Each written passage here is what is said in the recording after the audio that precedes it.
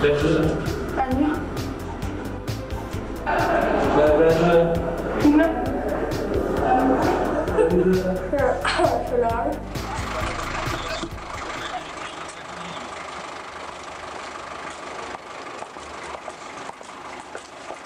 Jeg bruger ikke ud af det.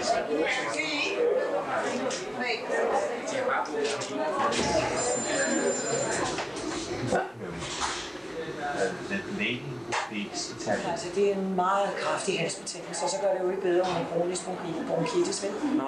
Fordi hun kan ikke trække vejret ordentligt igennem. Men øret er der ikke. Nå, hvis du kun lader 2 dage. Ja, altså det er Gitte med øret og forkølet. Så ligger Martin og har kastet op og rystet over i og fuldstændig.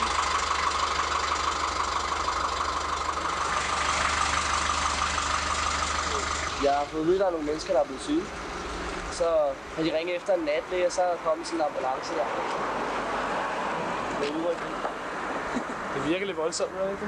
Ja, jeg synes, det virker lidt overdrevet.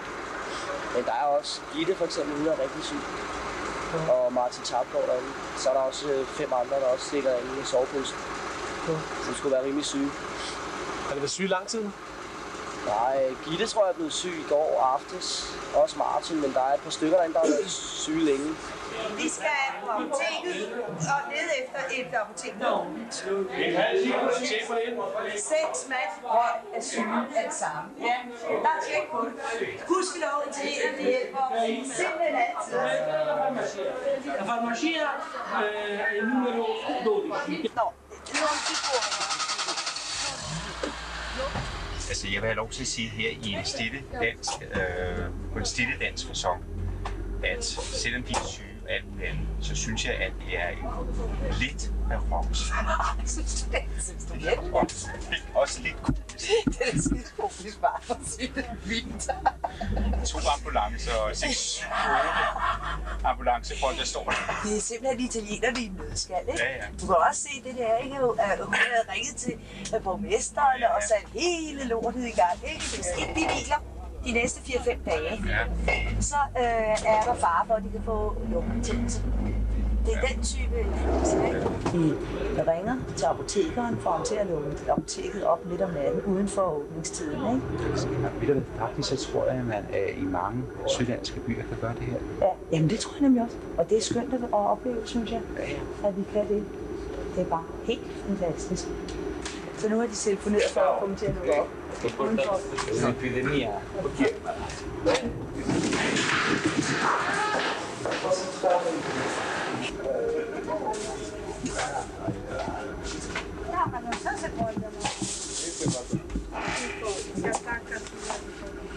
Scontrino? E io attaccano loro, l'attaccano loro. No, è lo scontrino, ma il modo lo metteranno qui. Lo scontrino. Non so come vanno a capire. Lo scontrino fiscale di tutte le medicine. Sì? Sì. No, l'ho data al signore. Ce l'attacca lui. Sì, ecco, questo. Ecco. Ecco, sì. Allora, sì. Tanto il timbro io metto. Sì, adesso tutti i timbri. Ecco. Grazie tanto. Sì. Grazie. Tutto a posto. Buonasera. De får noget medicamenter, og så er der ikke noget der, vel? De skal bare forholde sig nogenlunde i ro, ikke? De næste dage, så det går nok. Vi skal jo alligevel køre i bussen, ikke? Så de må sidde i bussen, eller ligge i bussen på en eller anden måde. Jeg synes, du tror på det historie her.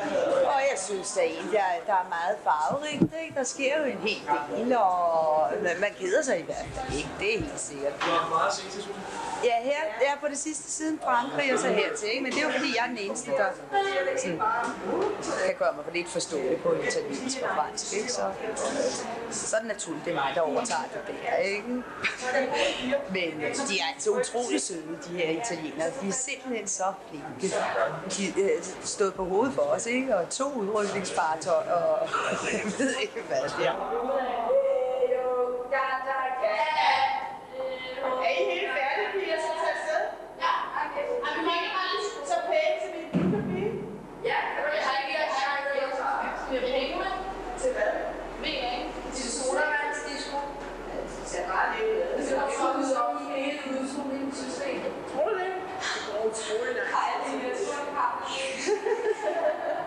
det vil du glæde dig til. Jeg kan lige forestille mig sammen med at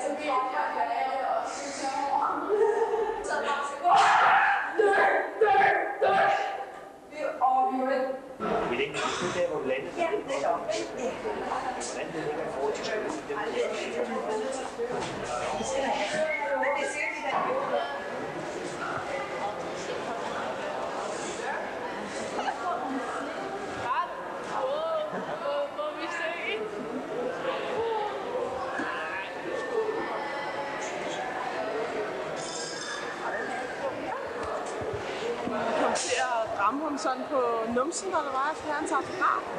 Det var ikke med vilje. Jo, en lille smule. Hvad sagde du til det? Jeg tror ikke, han sådan lagde mærke til, fordi der stod så mange mennesker. Så udnyttede jeg lige situationen der, når der var så mange mennesker. Der var meget pænt lov, hva'? Ja, for fanden. Jeg pegede med en vækker på. Han var lidt sur, synes jeg. Jeg synes ikke lige, at vi alle sammen rendte efter ham, tror jeg. Så fik jeg også en autograf på 1000 lire. Gør det? Det er ret stolt. Først lød ud som om, buschaufføren lød som om, at vi kørte forbi.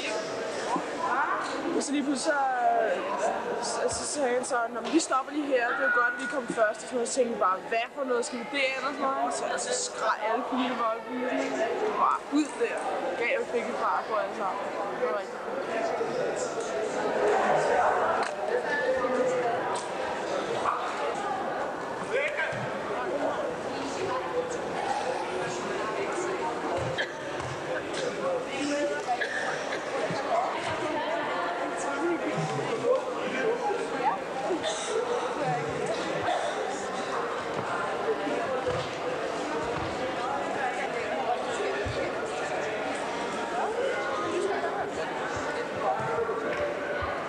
Tøj på i aften. Det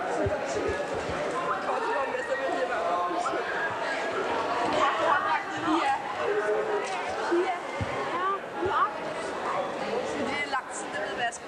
Så det er stadig sådan lidt.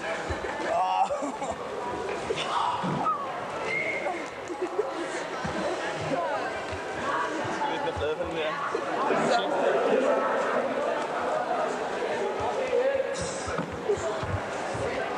Hvad tager du for noget medicin?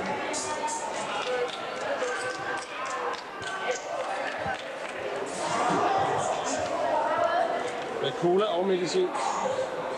Ja, det skal skyldes ned.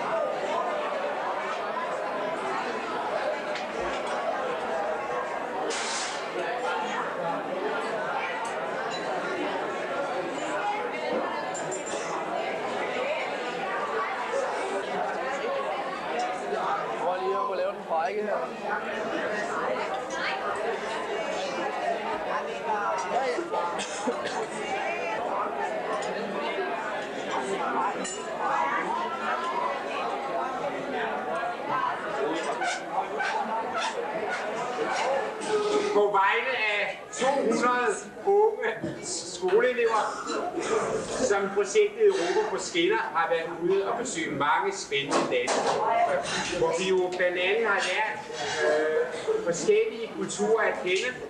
Har vi jo især lært den italienske gæstfrihed, som vi siger tak for. Og som tak, en lille tak, vil vi gerne have lov til at overrække borgmesteren et dansk fremstillet flag. E vogliamo!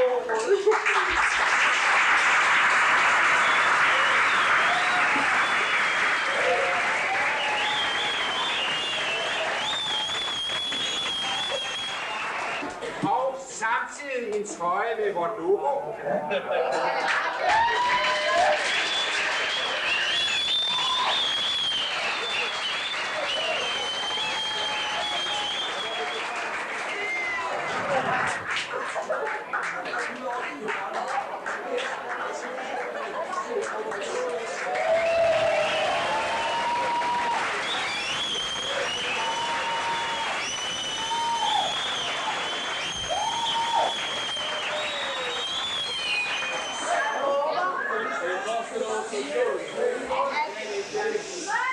at deres lille ferie her i Revitanti har været vældig dejligt. Og tak fordi I er kommet til Greve, og håber at I får en god tur hjem og på gensyn. Og leve Greve, leve Greve i Italien.